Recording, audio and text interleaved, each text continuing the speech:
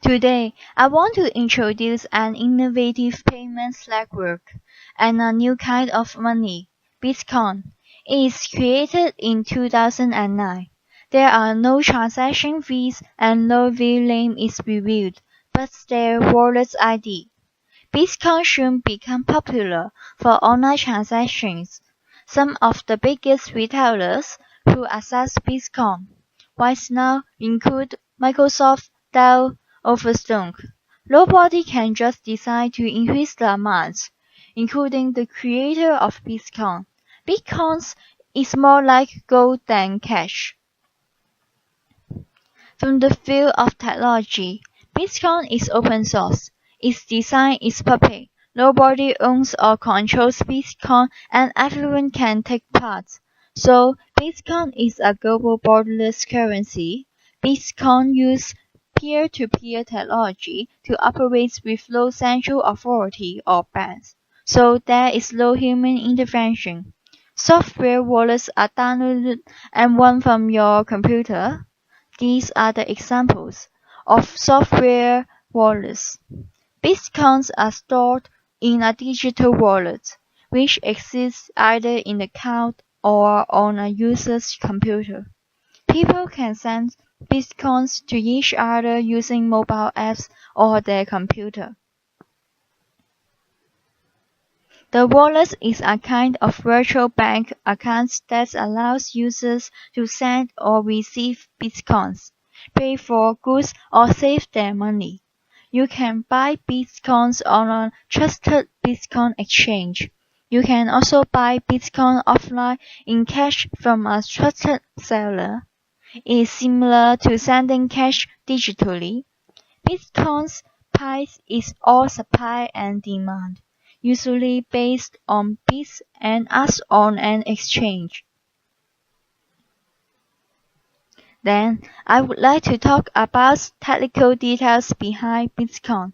Blockchain private key. The blockchain is a shared public ledger. The entire Bitcoin network relies on it. Bitcoin wallets can calculate their spendable balance and new transactions can be verified. The integrity and the chronological order of the blockchain are enforced with cryptography. Besides, Bitcoin wallets keep a sequence piece of data called a private key. It is used to sign transactions. The signature also prevents the transaction from being changed by anybody once it has been issued. All transactions are broadcast between users and usually begin to be confirmed by the network in the following 10 minutes through a process called mining.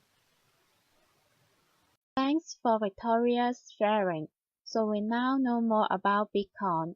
I am Anne, and in the next few minutes I'm going to talk about the advantages of Bitcoin. Firstly, Bitcoin can protect the privacy of its users. Although everyone can access the blockchain, which means the amount of Bitcoins holding in a particular address and its related transactions are crystal clear to anyone. However, a sender only gets the receiver's Bitcoin address for Bitcoin transactions. Unlike bank accounts, no personal information can be found from the address. Anonymity is maintained as long as the sender and the receiver do not disclose details of their transaction. Also, as one can create as many Bitcoin addresses as you want, only the wallet owners would know how many Bitcoins they own. Secondly, the security of Bitcoin is enhanced by decentralization. Normally, with centralized authority, one needs to trust a third party such as bank, while Bitcoin solves problems like double spending without any centralized authority. All Bitcoin balance and transactions are announced, agreed upon, and recorded across the network. Besides, a time-stamped chain is formed by hashing new transactions, noise, and previous hash. A record can't be changed without redoing that chain, while redoing the chain requires huge effort that's almost impossible for someone to get it done. Thirdly, the process of sending out a Bitcoin is irreversible. For a transaction to be made, payer must digitally sign the transaction using the corresponding private key. The network verifies the signature using the public key. Therefore, unlike other online payment systems or credit cards, which allow buyers to claim their money back, once a Bitcoin is sent, only the receiver who holds the private key for the receiving address could send it out by signing a new transaction. This means from the receiver's perspective, there is no risk for sending goods or providing service after the transaction is confirmed after 6 blockchain. Lastly, Bitcoin transactions are generally faster. Traditionally, for example, in a case paying by check, the bank will have to check for the availability and it costs time. For cross-bank transactions, the process usually requires several days. However, as Bitcoin runs on a peer-to-peer network, the transactions go directly point-to-point from anywhere to anywhere in the world without any intermediate bank or exchange. The transfer procedures are as simple as the introduction, and only take about 10 minutes for confirming the transaction. Overall, Bitcoins are like cash that they aren't tied to your identity, and transactions made with Bitcoins are irreversible and untraceable. At the same time, they are like credits that they aren't physical. However, Bitcoin also has its disadvantages that we will introduce that in the next few minutes. Thank you for sharing. Now I will discuss the disadvantage of Bitcoins. The first problem is Bitcoins are not widely accepted. Bitcoins are still only accepted by a very small group of online merchants. This makes it unfeasible to completely rely on Bitcoins as a currency. There is also a possibility that governments may force merchants to not use Bitcoins to ensure that users' transactions can be tracked. The second problem is wallets can be lost. If a hard drive crashes or a virus corrupts data, and the wallet file is corrupted, Bitcoins have essentially been lost. There is nothing that can be done to recover it. This cost will be forever augmented in the system. This can bankrupt a wealthy Bitcoin investor within seconds with no way form of recovery. The coins the investor owned will also be permanently augmented. The third problem is Bitcoin's valuation fluctuates.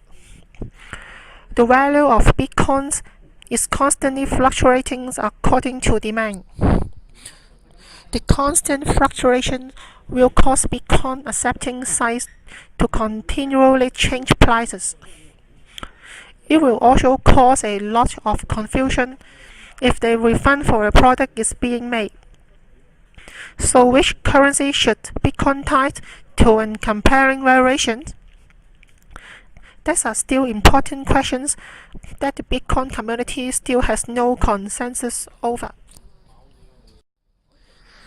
The fourth problem is no physical form.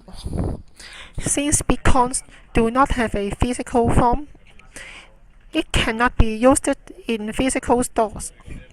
It would always have to be converted to other currencies. Cards with Bitcoin wallet information stored in them have been proposed, but there is no consensus on a particular system. The last problem is no valuation guarantee. Since there is no central authority governing bitcoins, no one can guarantee its minimum valuation. If a large group of merchants decide to dump bitcoins and leave the system, its valuation will decrease greatly, which will immensely hurt users who have a large amount of wealth invested in bitcoins. The decentralized nature of Bitcoin is both a curse and blessing. Thank you, Steffi. I'm Alphys Learn. Okay, let's study about the cases of Bitcoin. About 6 years ago, a university student called Christopher, he bought 5,000 of Bitcoin for his data encryption thesis. He bought these Bitcoins at $27. After 4 years, the value of his Bitcoins became $866,000. At the end of 2013, each Bitcoin is worth $172. Many people over the world started to make money from Bitcoin. After 2 months, the richest man in Hong Kong, Li Ka-shing, invested in a Bitcoin platform called BitPay because he feels confident towards Bitcoin. At that time, each Bitcoin is worth $700, which is 4 times more than 2 months ago. Finally, at the end of 2013, each Bitcoin is worth $1,100. It reached the peak in the Bitcoin history. In China, some people crazily invest in Bitcoin. It makes the Chinese market sharing 60% of transactions in the world. Suddenly, the People's Bank of China bans the financial companies in China from Bitcoin transactions. Those people end up with losing 10,000 million Hong Kong dollars in 1 month. In 2014, many people keep taking the advantage of Bitcoin and make a lot of money from Bitcoin. At the same time, the government and many specialists keep reminding and warning Hong Kong citizens that Bitcoin is a high-risk investment. In 2015, the value of Bitcoin has been decreased over 80%. The Hong Kong Monetary Authority emphasized that Bitcoin is not a safe way to invest, let alone taking it as an electronic money. In February, a Hong Kong-based Bitcoin platform, MyCoin, collapsed. Those victims totally lose 150 millions of Hong Kong dollars. It makes those Bitcoin believers quickly sell their Bitcoins and get back their money from Bitcoin. At that time, each Bitcoin is worth only 200 US dollars. That's the end of our presentation of Bitcoin. Thank you. Let's go to Q&A session.